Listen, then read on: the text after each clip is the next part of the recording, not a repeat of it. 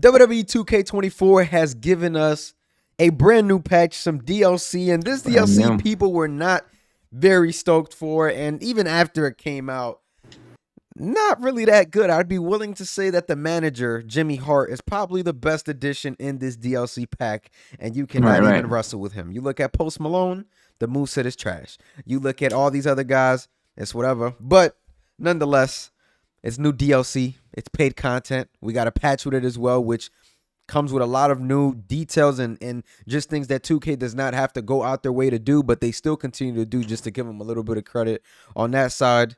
Let's go ahead and start with you, Kiro. How do you feel about it, sir? This is rough. I'm going to have to be rough on this. It came out today, so I haven't got the chance to experience everything that it has to offer, but Post Malone, I think he's the biggest issue here because not only even before the DLC came out, people were saying what the hell is going as the DLC? Why is he in the season pass? What's going on here?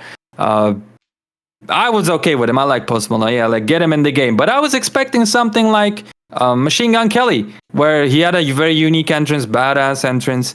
And then winning animation was cool. And then Machine Gun Kelly had 2-3 different brand new finisher and signature animations, at least 2 from what I can remember. And some taunts as well. But I was super disappointed when I went ahead, started a match with Post Malone that all of the moves are the moves that I recognize that's already in the game. He has no new moves. Correct me if I'm wrong. Maybe he has a new body slam. That might be a new animation. I'm not too sure. But all the other stuff are so generic. You got the Lutez press, the RKO as a finisher. Why? I mean, the guy, look at the tattoos on his body. Why didn't you be even slightly more creative? It really confused me. And you look at the rest of the DLC.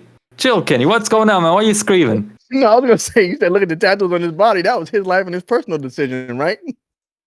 Yeah, but he's super creative. That's what I'm trying to say. He has all the tattoos. He was trying to cook you, Kiro. Come on, Kenny, man. I was like, wait, did they friendly fire tattoos on him? No. I was rolling with you. Go ahead.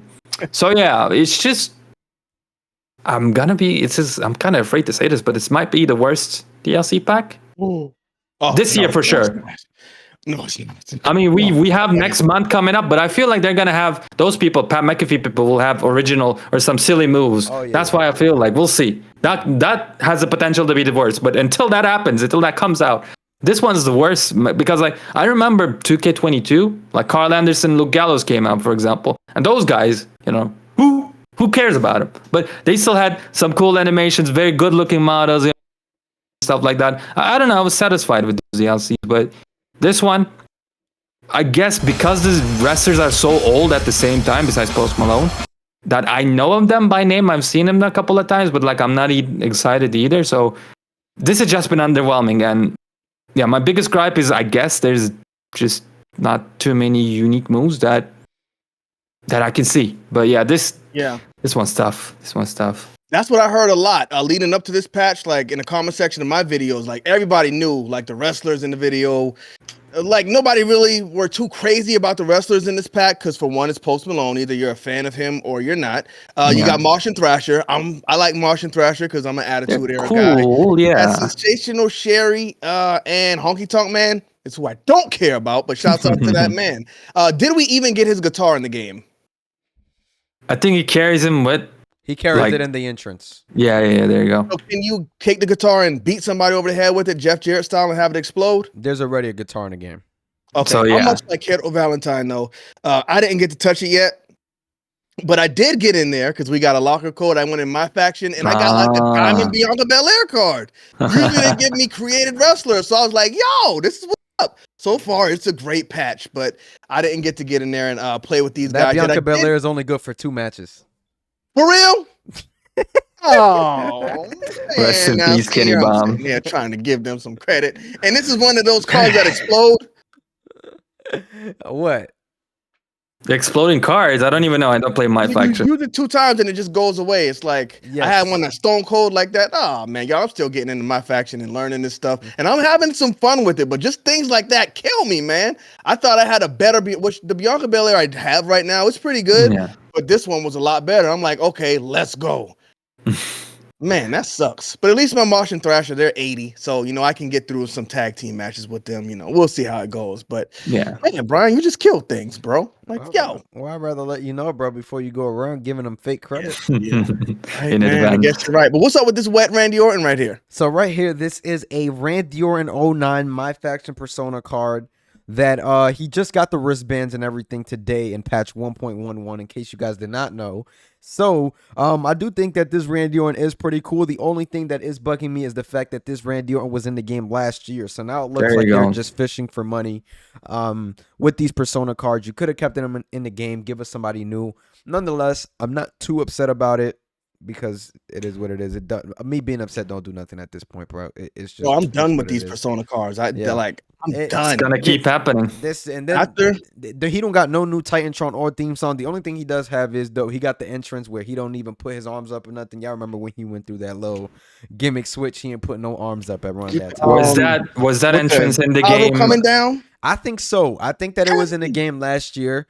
Like I said, this is just something that it is a little bit confusing. And then we also have the 64-bit demastered My Faction cards that were patched in. So we have Bianca Belair, Asuka, Michin, Xavier Woods, and Roman Reigns. Not to mention, the Roman Reigns 64-bit card is a 76 overall Sapphire. Whoa. So for those that are looking to play, I don't look at it as a negative, as a con. I look at it as a positive, because that means that the odds to pull that card will be easier, which means you will have access to the Persona card.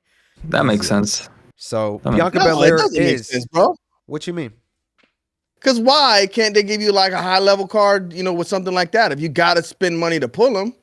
100%. Gotta spend less money, right? Because of the attribute. But you could low key even pull that Roman out of a random pack, because the odds will be so high to pull. But I don't think his level should be low because of that. Like the Undertaker, I got the one that was easy to get. His level's like what, 78? And I'm like, the thing is, bro, the easier, you know what I'm saying? The easier it is, But I think when you spend money, it should just be like a random pool or something where you could pull anything like with the same. I don't know, man. I'm not into gambling. That's why I try to stay away from the mode a little bit. I don't want to get too deep into it because I got an addictive personality. And if I start wanting these cards, I'm going to start spending money for these cards. When I went in there to look at prices, because I almost got to that point, I looked at the prices and I was like, wait a minute. So I could spend $5 and I might not even get one card or whatever. Cancel Christmas on it. I'm out. Whatever I get, I will unlock, but I will not be like you guys spending thousands of dollars to get The Rock, who doesn't even have the final boss entrance. That is for now. If you're doing that, not that it's okay, but please, bro, do some content creator. You know what I'm saying? Write them things off. Yeah, man, $1,000 is crazy, but yeah, man. I mean, so far, decent patch. We got some new weapons. Jimmy Hart has also unique animations as well as a manager. I can go on and on. We also got some new entrance motions for Dijak.